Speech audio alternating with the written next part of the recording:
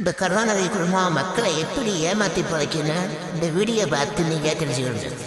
சந்திரபாபு நாயுடு அவர்கள் இந்தியாவில் இருக்கக்கூடிய முதல்வர்களிலேயே பணக்கார முதல்வராக திரு சந்திரபாபு நாயுடு அவங்க தெரிவித்த பட்டியலின்படி சந்திரபாபு நாயுடு 931 கோடி ரூபாய் சொத்துக்களோடு முதலிடத்தில் இருக்கிறார். இரண்டாவது இடத்தில் அருணாச்சல் பிரதேஷின் முதலமைச்சர் திரு பேமா கண்டு 332 கோடி சொத்துக்களோடு இருக்கிறார். கர்நாடக முதல்வர் சித்தராமையா 51 கோடி சொத்துக்களோடு இருக்கிறார். அடுத்து நாகாலாந்து, மத்திய பிரதேஷ், புதுச்சேரி என்று வரிசையாக வருகிறது.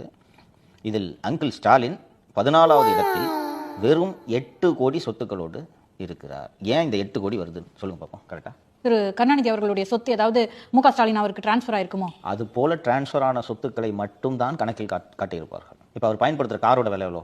ரேஞ்ச் ரோவரா 1.5 கோடி சொன்னீங்க. 2 கோடி. அது இந்த 8 கோடியில் வருமா? வராது.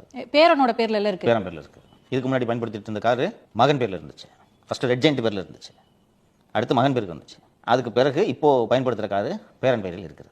அவர் கையில் ரெகுலராக கட்டுற வாட்ச் மட்டும் 1.5 கோடி 45 லட்சம் 50 லட்சத்துக்கு 3 வாட்ச் கட்டியிருக்காரு இந்த 3 வருட ஆட்சியில். அந்த துபாய் போனாங்கன்னு சொன்னல அதில் வாங்கினது இந்த வாட்ச். அதெல்லாம் வேற யார் பேர்லயும் இருக்கு? வாட்ச்லாம் என்ன பேர் காட்டணும் என்ன இருக்கு உங்களுக்கு?